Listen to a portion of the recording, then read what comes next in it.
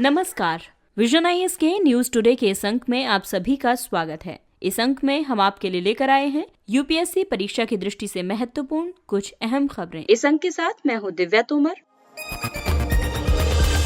आइए सबसे पहले बात करते हैं इस अंक की सुर्खियों के बारे में। केंद्र सरकार द्वारा पूर्वव्यापी कर विधि को निरस्त करने के लिए विधेयक प्रस्तुत किया गया। जल संसाधन संबंधी स्थायी संसदीय समिति ने बाढ़ प्रबंधन पर रिपोर्ट प्रस्तुत की। इलेक्ट्रॉनिकी और सूचना प्रौद्योगिकी राज्य मंत्री ने साइबर सुरक्षा के उभरते खतरे के बारे में संसद को सूचित किया। जल संसाधन संबंधी स्थायी संसदीय समिति द्वारा अंतर्राष्ट्रीय जल संधि या समझौते पर रिपोर्ट जारी की गई। सामाजिक न्याय एवं अधिकारिता मंत्रालय के अनुसार मैला ढोने से किसी भी व्यक्ति की मृत्यु नहीं हुई है। और अब खबरें विस्तार से। आप लोगों के कमेंट बॉक्स में बहुत सजेशंस आए। उनमें से एक सजेशन ये था कि जो भी खबर हो उसको खंडवार या पेपर वाइज डिवाइड कर दें। तो इस अंक से हम ऐसा कर रहे हैं कि हम हर खबर के बारे में ये बताएंगे कि ये कौन से पेपर से संबंधित है। आइए सबसे पहले बात करते हैं पेपर 3 से जुड़ी एक खबर के बारे में।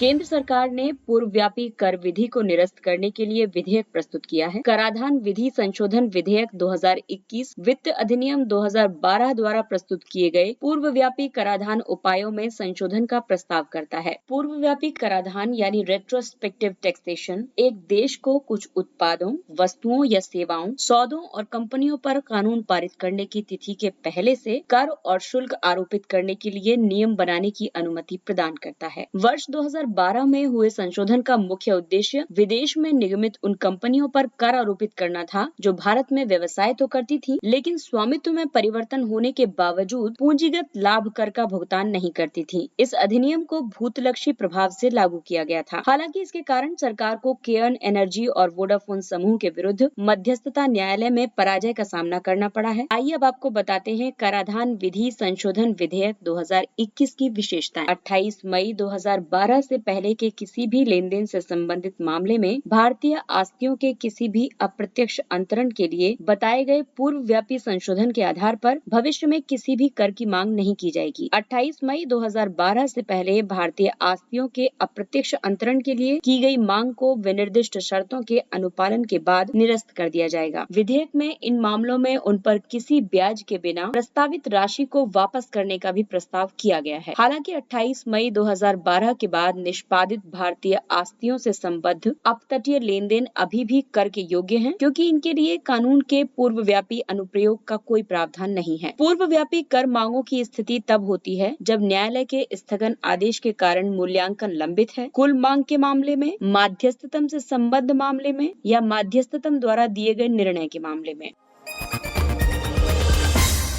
अगली खबर आपदा प्रबंधन पेपर 3 से है। जल संसाधन संबंधी स्थायी संसदीय समिति ने बाढ़ प्रबंधन पर रिपोर्ट प्रस्तुत की। इस रिपोर्ट में देश भर में बाढ़ के संकट पर चिंता व्यक्त की गई। इसके लिए मुख्य चिंताएं हैं, भारतीय संविधान की तीनों विधायी सूचियों में किसी में भी बाढ़ नियंत्रण के विषय का उल्लेख नहीं है। हालांकि राज्य सूची की प्रविष्टि 17 में जल निकासी और तटबंधों का उल्लेख किया गया है। प्रतिवर्ष बाढ़ से होने वाली अत्यधिक हानि और क्षति बाढ़ नियंत्रण नीति या उपायों की विफलता, अपर्याप्त तैयारी और अप्रभावी आपदा प्रबंधन का संकेत है। वर्ष 1980 में राष्ट्रीय परिप्रेक्ष्य योजना आरंभ किए जाने के बावजूद नदियों की इंटरलिंकिंग की कोई भी परियोजना अभी तक क्रियान्वित नहीं हो सकी है। इस रिपोर्ट में अरुणाचल प्रदेश की जल विद्युत परियोजनाओं के कारण विशेष रूप से असम में ब्रह्मपुत्र घाटी के जलमग्न होने पर चिंता व्यक्त की गई है। इस रिपोर्ट में कुछ सुझाव भी दिए गए हैं। इसमें कहा गया है कि बाढ़ नियंत्रण और प्रबंधन को संविधान की समवर्ती सूची में शामिल किया जाना चाहिए। इस रिपोर्ट में राष्ट्रीय एकीकृत बाढ़ प्रबंधन समूह के रूप में केंद्र के अंतर्गत एक स्थायी संस्थागत संरचना स्थापित करने की अनुशंसा की गई है। इस समूह का अध्यक्ष केंद्रीय जल शक्ति मंत्री होगा और राज्य सरकारों के संबंधित मंत्री सदस्य के रूप में शामिल होंगे। इसके द्वारा नदियों के अंतर्योजन की दिशा में केंद्र सरकार से तत्काल कदम उठाने का आग्रह किया गया है। राष्ट्रीय बाढ़ आयोग के अनुसार देश में कुल 40 मिलियन हेक्टेयर क्षेत्र बाढ़ प्रवण है। रिपोर्ट के मुताबिक बाढ़ प्रवण क्षेत्रों में से लगभग 80% क्षेत्रों को उचित रक्षोपाय प्रदान किए जा सकते हैं।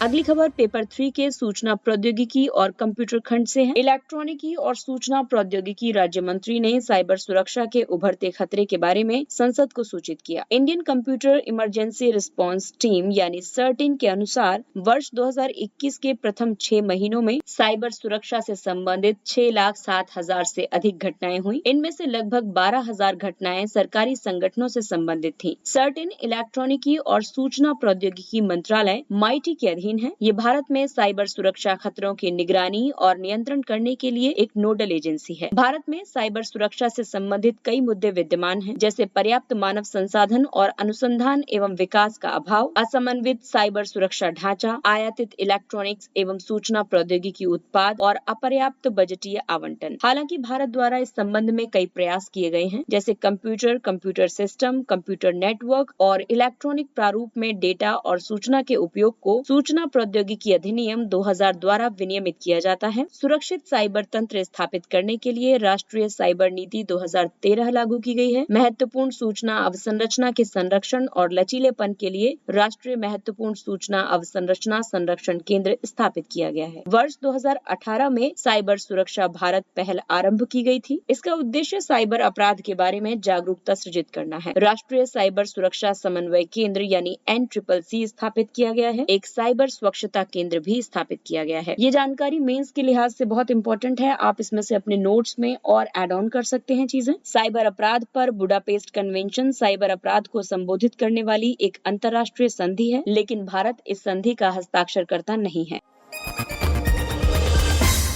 अगली खबर पेपर 2 के द्विपक्षीय, क्षेत्रीय और वैश्विक समूह और भारत से संबंधित भारत के हितों को प्रभावित करने वाले करार, इस टॉपिक से संबंधित है। इस करार या समझौते पर जल संसाधन संबंधी स्थायी संसदीय समिति ने अंतर्राष्ट्रीय जल समझौते या संधि पर रिपोर्ट जारी की है। समिति की रिपोर्ट में भारत और पाकिस्तान और भारत चीन जल संबंधों पर प्रकाश डाला गया है। इसमें भारत और पाकिस्तान के जल संबंधों पर यह पाया गया है कि वर्तमान समय के प्रासंगिक और महत्वपूर्ण मुद्दों जैसे कि जलवायु परिवर्तन, भूमंडलीय तापन और पर्यावरणीय प्रभाव मूल्यांकन आदि को ध्यान में नहीं रखा गया है। समिति ने भारत सरकार से सिंधु जल संधि पर पाकिस्तान के साथ दोबारा वार्ता करने का सुझाव दिया है। भारत और पाकिस्तान के बीच सिंधु नदी बेसिन के जल के बंटवारे के लिए विश्व बैंक की मध्यस्थता में इंडस वाटर ट्रीटी पर हस्ताक्षर किए गए थे। इस रिपोर्ट में अनुशंसा की गई है कि सरकार को इंडस वाटर ट्रीटी के तहत अनुमत जल भंडारण सहित पश्चिमी नदियों की सिंचाई और जल विद्युत क्षमता का अधिकतम उपयोग सुनिश्चित करना चाहिए। वहीं भारत चीन जल संबंधों की बात करें तो समिति ने ये आशंका व्यक्त की है कि यद्यपि चीन सरकार की रन ऑफ द रिवर जैसी परियोजनाओं से जल का दिशा परिवर्तन नहीं होगा, जैसे कि आशंका जताई जा रही थी कि जांगमू जल परियोजना से ऐसा हो सकता है, लेकिन टरबाइनों को चलाने के लिए जल छोड़ने की संभावना से डाउन स्ट्रीम फ्लो में कुछ दैनिक परिवर्तन हो सकते हैं। इससे ब्रह्मपुत्र नदी का प्रवाह प्रभावित हो सकता है। इसने भारत सरकार द्वारा चीनी गतिविधियों की निरंतर निगरानी करने की अनुशंसा की है, ताकि ब्रह्मपुत्र नदी पर किसी भी तरह के बड़े हस्तक्षेप से हमारे राष्ट्रीय हितों पर कोई प्रतिकूल प्रभाव न पड़े। समिति ने चीन द्वारा ब्रह्मपुत्र और सतलज नदी के संबंध में जल विज्ञान संबंधी यानी हाइड्रोलॉजिकल डेटा साझा करने पर संतोष व्यक्त किया है। वर्तमान में भारत और चीन के बीच कोई भी जल संधि अस्तित्व में नहीं है।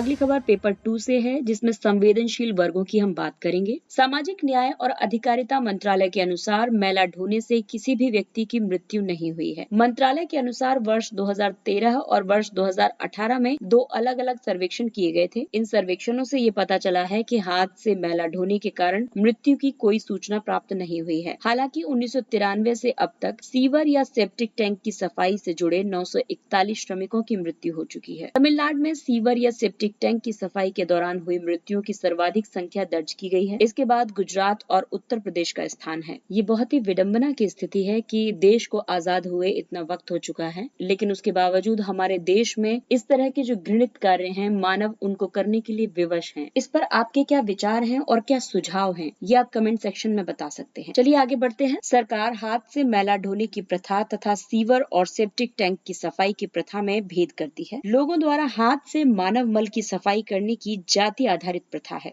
मैला ढोने की प्रथा को समाप्त करने के लिए किए गए उपायों की बात करें तो सफाई कर्मचारी नियोजन और शुष्क शौचालय सन्निर्माण प्रतिषेध अधिनियम 1993 के अधिनियमन के माध्यम से जाति आधारित प्रथा पर पहली बार प्रतिबंध आरोपित किया गया था। वर्ष 2013 में हाथ से मैला उठाने वाले कर्मियों के नियोजन का प्रतिषेध और उनका पुनर्वास अधिनियम PEMSR 2013 यानी prohibition of employment as manual scavengers and their rehabilitation act 2013 के रूप में ऐतिहासिक नया कानून पारित किया गया था। इसका दायरा व्यापक है और इसमें हाथ से मैला ढोने वालों के पुनर्वास से संबंधित प्रावधान भी किए गए हैं। वर्ष 2007 में हाथ से सफाई करने वाले कर्मियों के पुनर्वास के लिए स्वरोजगार योजना आरंभ की गई थी। इसे समय समय पर वर्ष 2020-21 तक के लिए विस्तार प्रदान किया गया है। राष्ट्रीय गरिमा अभियान हाथ से मैला ढोने की प्रथा के उन्मूलन और इन कर्मियों के पुनर्वास पर केंद्रित एक राष्ट्रीय अभियान है।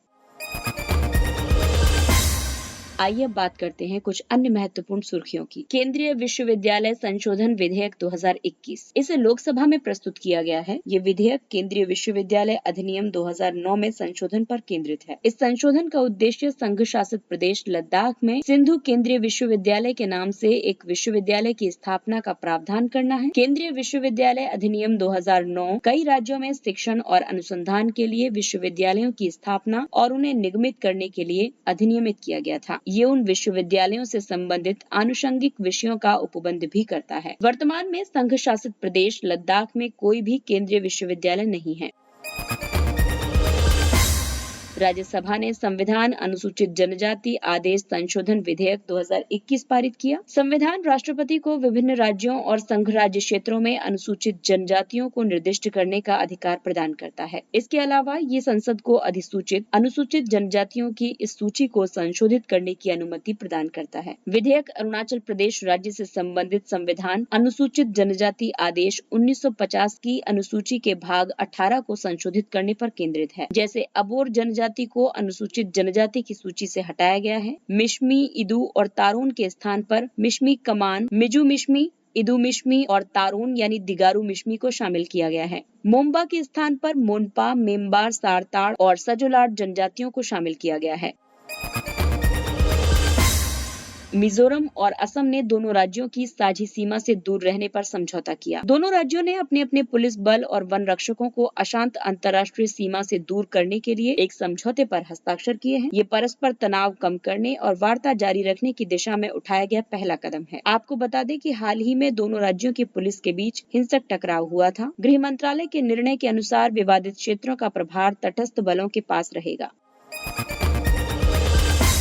प्लास्टिक मिश्रित और हाथ से बनाए गए विशेष कागज को पेटेंट अधिकार प्राप्त हुए। खादी और ग्रामोद्योग आयोग ने प्लास्टिक मिश्रित और हाथ से बनाए गए विशेष प्रकार के कागज के लिए पेटेंट पंजीकरण प्राप्त कर लिया है। इस कागज को प्रकृति से प्लास्टिक के खतरे को कम करने के उद्देश्य से विकसित किया गया है। ये संधारणीय रोजगार सृजित करने के साथ साथ पर्यावरण संरक्षण के दोहरे उद्देश्यों की भी पूर्ति करेगा। प्लास्टिक मिश्रित हस्त निर्मित कागज को प्रोजेक्ट रीप्लान के तहत विकसित किया गया है। ये भारत में अपनी तरह की पहली परियोजना है जहां प्लास्टिक अपशिष्ट को खंडित, निम्नीकृत और तनुकृत यानी डाइल्यूटेड किया जाता है। साथ ही इस अपशिष्ट को हस्त निर्मित कागज बनाते समय कागज की लुगदी के साथ उपयोग किया जाता है।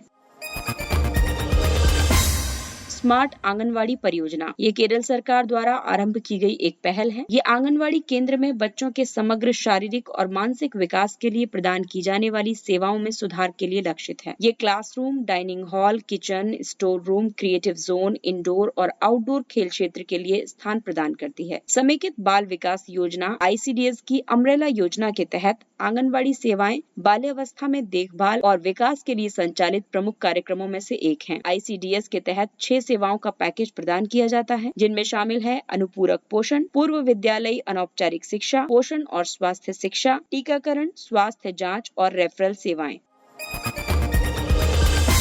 आइए अब बात करते हैं सुर्खियों में रहे स्थलों के बारे में। मॉरिशस ने अगालेगा द्वीप पर भारतीय सैन्य अड्डे की स्थापना की अनुमति देने संबंधी रिपोर्ट का खंडन किया है। पश्चिमी हिंद महासागर में मॉरिशस के अधीन 2 द्वीप हैं। इसमें उत्तरी द्वीप और दक्षिणी द्वीप शामिल हैं। वर्ष 2015 में भारत ने अगालेगा द्वीप समूह के विकास के लिए मॉरिशस के साथ एक समझौते पर हस्ताक्षर किए थे। बन्नी घास भूमि यहाँ पर आक्रामक वृक्ष प्रजातियों द्वारा अतिक्रमण कर लिया गया है। ये उत्तर पश्चिमी गुजरात के कच्छ जिले में एशिया की सबसे बड़ी घास भूमियों में से एक है। ये मालधारी नामक एक चरवाहा समुदाय का अधिवास स्थल है। वर्ष 1960 के दशक में इस क्षेत्र को कच्छ के रण से लवणता के प्रवेश से बचाने के लिए सरकार ने हेलीकॉप्टरों से प्रोसोपिस जूलीफ्लोरा नामक विदेशी प्रजाति के लाखों बीज गिराए थे। पुली चिंतला बांध, इस बांध के गेट के टूट जाने के बाद बाढ़ की चेतावनी जारी की गई थी। ये बांध आंध्र प्रदेश के कृष्णा जिले में कृष्णा नदी पर स्थित है। इसे KL राव सागर बहुउद्देशीय सिंचाई परियोजना के रूप में भी जाना जाता है। ये आंध्र प्रदेश में सिंचाई संबंधी आवश्यकताओं, जल विद्युत उत्पादन और बाढ़ नियंत्रण सेवा प्रदान करती है। नेताजी सुभाष चंद्र बोस द्वीप, रॉस द्वीप का नाम बदल कर नेताजी सुभाष चंद्र बोस द्वीप कर दिया गया था। ये पोर्ट ब्लेयर से लगभग 2 किलोमीटर पूर्व में अवस्थित है और क्षेत्रफल में 1 वर्ग किलोमीटर से भी कम है। ये एक ऐसा द्वीप है जहां प्रशासन द्वारा किसी भी प्रकार की बस्ती की अनुमति नहीं है। इसके साथ ही ये अंक समाप्त होता है। अगले अंक में फिर मुलाकात होगी कुछ अन्य महत्वपूर्ण खबरों के साथ। तब तक अपना ख्याल रखिए, सुरक्षित दूरी बनाए रखिए, मास्क पहनिए, हाथ और मुंह साफ रखिए और बेहद आवश्यक होने पर ही घर से बाहर निकलिए। और अब हमें यानी विजन IAS की पूरी टीम को दीजिए इजाजत। नमस्कार।